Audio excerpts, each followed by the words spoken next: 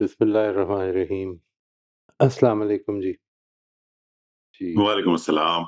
आज का जो हमारा सेशन है दैट इज़ इसको हम शुरू कर रहे हैं विद द रिव्यू ऑफ जो हमने पिछले सेशन में किया था, उसको एक दफ़ा देख लें। इस पे ज़रूर देखिए कि ये जो चीज़ें हम कर रहे हैं, if this is what God expects from us, our creator expects from us, तो हम फिर इस तरफ बढ़ने की भी कोशिश करें as we move forward in these sessions as well. और उस पर अपने एक्सपीरियंसेस को शेयर भी कीजिए। दूसरों के लिए ये एनकरेजमेंट भी होती है, दूसरों के लिए ये भी एक बड़ा हौसला होता है कि हम सब एक ही सफ़र के मुसाफिर हैं। अच्छा, मैं इसका आगाज़ कर रहा हूँ जी, बिस्मिल्लाह करते हैं। ये जो आपने मेन थीम्स इसमें डिस्कस हुई थी, number 1 was consciously regulate impulses and instincts. हमारे अंदर दूसरे जानदारों की तरह इम्पल्सेस भी हैं, इंस्टिंक्ट्स भी हैं। इम्पल्सेस हमारी जो हैं वो ज़्यादा ह्यूमन होती हैं, हम रिएक्टिव हो जाते हैं, किसी ने कुछ कह दिया हम फ़ौरन उसका जवाब देना चाहते हैं। और इसको रेगुलेट करना, ये यानी इसको अगर ज़रूरत है तो इसको रोक लेना। आप इसके अंदाज़ा यानी इससे लगा सकते हैं कि ये विल पावर ही होती है जिस वक़्त हम किसी अथॉरिटी के सामने या किसी बड़े के सामने कोई बात करना चाहते हैं कि आप ये बिल्कुल गलत कर रहे हैं और हम उसको रुक जाते हैं, हम वी कंट्रोल आवरसेल्व्स, बजाय इससे कि we go through with that. Sometimes we do, ये भी हो सकता है, लेकिन मोस्ट ऑफ द टाइम्स हम ये देख के कि दूसरा बड़ा है और दूसरा मतलब ज़्यादा नुकसान पहुंचा सकता है या ज़्यादा बड़ी बात कर देगा, तो हम उसको रोक लेते हैं। तो यही चीज़ जो है, ये हम दूसरी जगहों पर भी कर सकते हैं। ये हमारे अंदर एबिलिटी है to consciously regulate impulses and instincts. हमारी जो इंस्टिंक्ट है, हमें इस वक्त फौरन अगर एक ज़रूरत पड़ गई है, प्यास लग गई है, तो वी कैन कंट्रोल दैट। हम इसका इसका बहुत अच्छा मुजाहरा हम रोज़े में करते हैं। यानी हमारी इंस्टिंक्ट जो हैं उनको भी हम अपने कंट्रोल में ले आते हैं, knowing that this is what we are suppose to do at this time. दूसरी चीज़ ये है कि choose the path that leads to personal growth even in the face of difficulties. ऐसी ऐसा रास्ता इख्तियार करना है हमने अपनी ज़िंदगी के लिए जो कि पर्सनल ग्रोथ की तरफ लेके जाए, क्योंकि वो रास्ता, इसमें विल पावर की ज़रूरत इसलिए पड़ती है क्योंकि वो रास्ता जो हमें नीचे की तरफ लेके जाता है, जो रेट्रोग्रेड करने की के रास्ते के हैं, वो आसान होते हैं। They are very easy. यही मिसाल के तौर पर पहली बात को देख लीजिए कि अगर आपको रेगुलेट नहीं करना तो that is very easy. A small child can not regulate his impulses and instincts.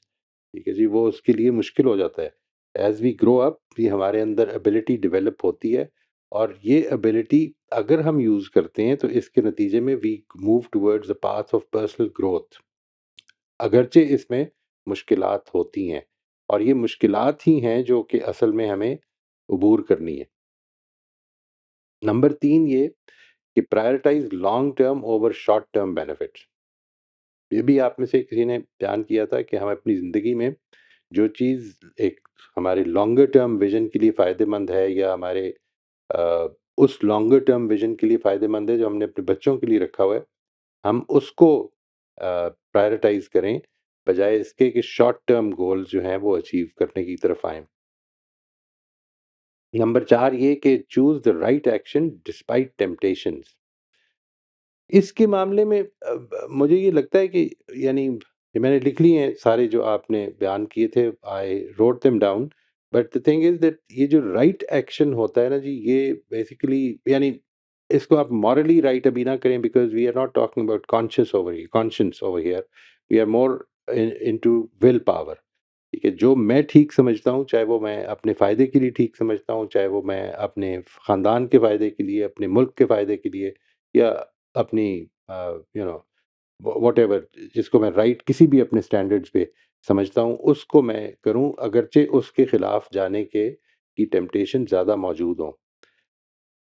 अगली चीज़ ये कि break free from limiting habits and emotional defaults. हमारे कुछ इमोशनल डिफ़ॉल्ट्स हैं, अगर कोई इस तरह करेगा तो मैं ये फ़ील करूँगा और ये मेरा रिएक्शन हो जाएगा। इसी तरह से मेरी कुछ लिमिटिंग हैबिट्स हैं, जो मेरे अपने लिए मुश्किलात पैदा कर सकती हैं इन द लॉन्गर रन।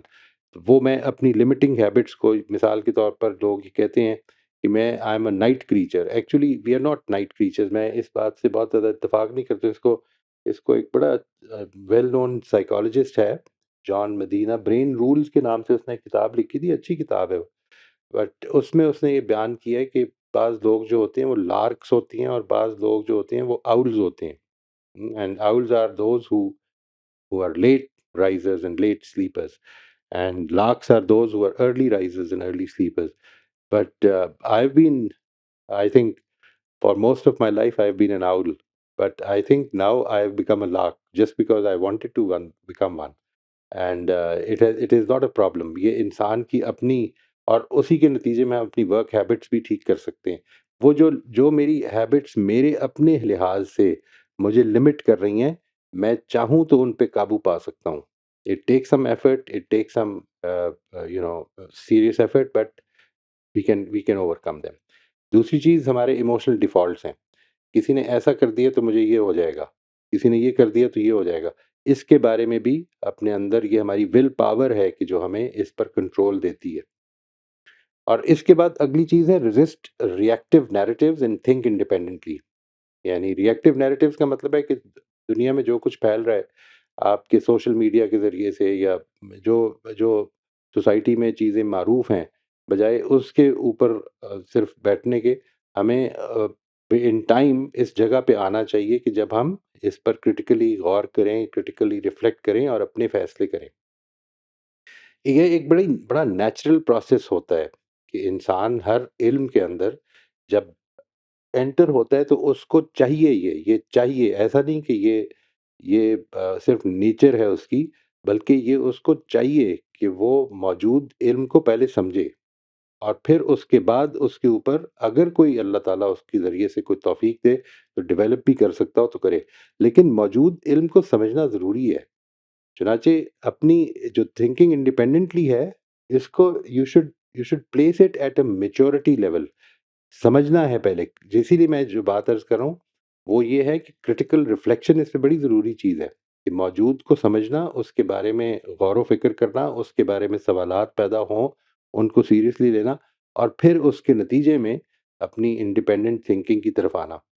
और इसी ज़िमन में एक चीज़ थी जो डिस्कस हुई थी कि show compassion not judgement towards others choices. ये आपको याद होगा, मेरा ख़्याल है कि फ़रिया ने जो बात की थी, उसके हवाले से मैंने इसको एक जुमले में समराइज़ करने की कोशिश की है कि बजाय इसके कि हम दूसरों के बारे में जजमेंटल रहें, यानी एक तो ये कि देखिए 2 पार्टीज़ हैं। एक वो है कि जो ये कह रही है कि मुझे I because I want to be I want to associate with a cat, I should behave like one. तो यहाँ पर भी विल पावर इन्वॉल्व होनी चाहिए कि मैं मुझे जिस जिस खालिक ने जो हैसियत दी है, वो नहीं है। ठीक है ना जी? I need to be compassionate with others but not be like them, because I am different, और उस डिफरेंस की को वैल्यू करना चाहिए। लेकिन मैं जो देखने वाला है, वो भी इसको बजाय जजमेंट की तरफ आने के अपने आप को इससे रोक कर, तो पहले इसको, इस कॉन्सेप्ट को, इस बात को, इस पैराडाइम को समझने की कोशिश करूँ कि ये किधर से निकल रहा है।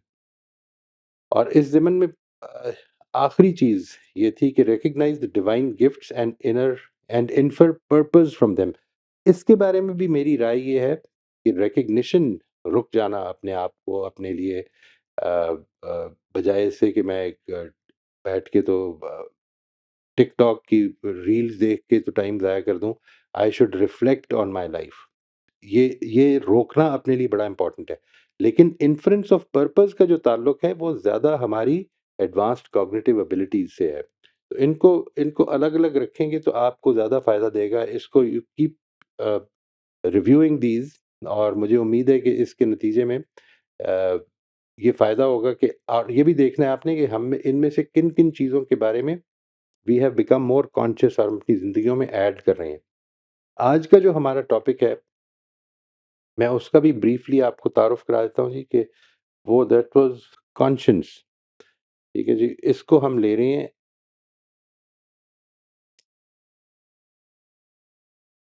कॉन्शियंस। कॉन्शियंस के बारे में जो मैंने चीज़ें बताई थी, वो ये थी जी, और इस पर हम आज चाहता हूँ मैं कि आप इन पॉइंट्स को सामने रख लें और ये देखिए कि अगर ये चीज़ हमारे अंदर कॉन्शियस पैदा करती है तो खालिक हमसे क्या तवक्को रखता है। इनर मॉरल गाइडेंस है ये हमारे लिए।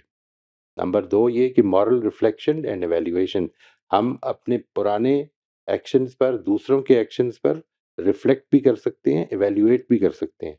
यानी हम ये बता सकते हैं कि वहाँ पे मैं गलत था, मुझे ऐसा नहीं कर वहाँ पे मेरे वालिद साहब ने फैसला ठीक नहीं किया था।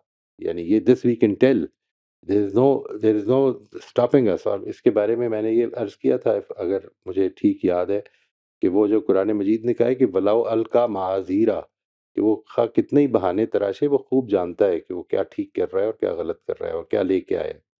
ये जो वलाउ अलका माज़ीरा है, ये इस दुनिया के अंदर हम ये कर सकते हैं, लेकिन अगर हम अपने आप को थोड़ा सा कोशिश करें उससे निकालने की, तो उम्मीद है कि हम मॉरल रिफ्लेक्शन और एवेल्यूएशन बड़ी ठीक कर सकते हैं, जिसके नतीजे में आखिरत में भी हमारे सामने हमारा अमाल नामा रख दिया जाएगा और कहा जाएगा कि आज फैसला कर लो तुम, खुद फैसला कर लेने के लिए काफ़ी हो।